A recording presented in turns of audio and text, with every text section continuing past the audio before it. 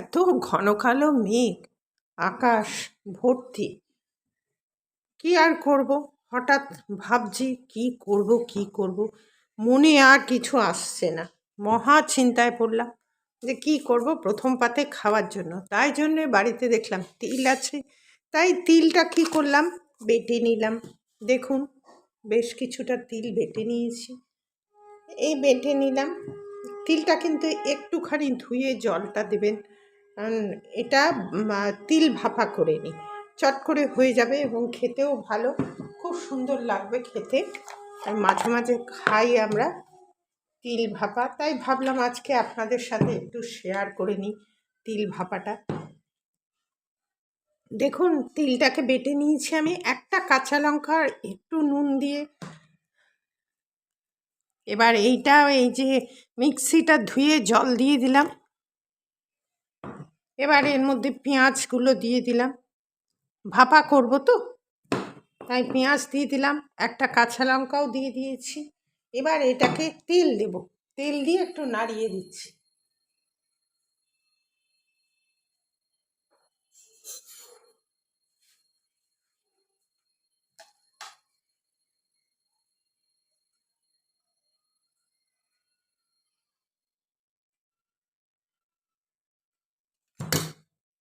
সরষের তেলটা দিয়ে দিলাম। এবার এটাকে জলে বসিয়ে দেবো। একবার একটু এইভাবে খেয়ে দেখবেন, কাঁচাও করতে পারেন, কাঁচাটা একটু আদা দিয়ে করবেন। এটা অনেক দিন আগের রান্না, আগের পরের না, এটা তিল খাওয়াটাই ভালো, সোজা কথা। এটা নুন দেওয়া আছে, আমি নুন দিয়েই পিষেছিলাম। এবার এইটা গরম ভাতে এটাকে খাবেন। আমি একটু ওয়াটার ডাইলুট করেছি, তার কারণ কেন, এটা হচ্ছে একটু ঘন হয়ে যায় জিনিসটা, একটু ঘন হয়ে যায়। ঘন হয়ে গেলে কি হয়, তখন আপনার অসুবিধা হয় জিনিসটা। এবার এটাকে বন্ধ করে দিলাম, বন্ধ করে দিয়ে এবার এটাকে ভাপে বসিয়ে দেবো। কাঁচা লঙ্কা দিয়ে দিয়েছি, পেঁয়াজ দিয়ে দিয়েছি। এবার আপনি অনেক সময় আদাও দিয়ে দিতে পারেন। এটাকে বন্ধ করে দিলাম। এবার চলুন ভাপে বসিয়ে দিই, বসিয়ে এটা অল্প কিছুক্ষণ করে ঠান্ডা করে দেখাচ্ছি। দিয়েছি, জলটা ফুটছে একটু। এবার এইটা এর মধ্যে বসিয়ে দেবো, কিছুক্ষণ বসিয়ে দেবো। আপনি ঢাকা চাপা দিতে পারেন, নাও দিতে পারেন, কোনো অসুবিধা নেই। আমি একটা, যাতে নড়ে নড়ে না যায়, আমি একটা ভাঙা আমার কাছে সে নোড়া ছিল, ওই নোড়াটা আমি দিয়ে দিলাম। ব্যাস, এটা কিছুক্ষণ হওয়ার পরে আমার তিল ভাপা হয়ে যাবে।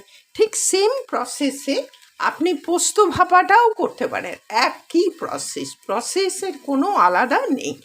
তা আমি আর পোস্ত না করে তিলটা আজকে আপনাদের দেখালাম। এবার আপনি তিলটা, ব্যাপারটা হচ্ছে তিল দিয়ে তো অনেক কিছুই করি, প্রায় পোস্তর স্বাদ লাগে, পোস্তর মতনই খেতে হয়, সেজন্য এটা খুব ভালো লাগে। আর তিল খাওয়াটা অ্যাকচুয়াল প্রতিদিন যদি আপনি তিল খেতে পারেন 1 চামচ করে, সেটাও আপনার স্বাস্থ্যের পক্ষে ভালো।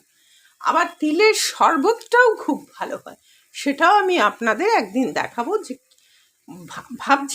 আজকেই ভাবছিলাম বর্ষা কি করব, প্রথম পাতে খাবো, তাহলে আবার উচ্ছা ভাজতে হবে বা কিছু একটা তরকারি করতে হবে, তার থেকে হঠাৎ মনে পড়ে গেল তাহলে অনেকদিন খাওয়া হয় না তিল ভাপা, তাই করে ফেললাম তিল ভাপ।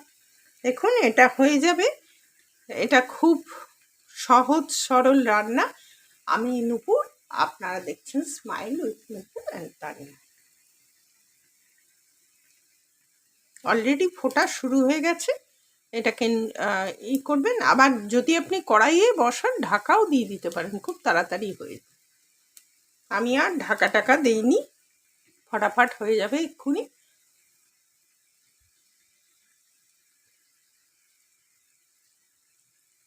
এবার এটা খুলে হয়ে গেলে আপনাদের আমি খুলে ঠান্ডা করে দেখাবো এর পরিস্থিতিটা কী হলো। দেখুন, এটা হয়ে গেছে, এইভাবেই 7-8 মিনিট করবেন।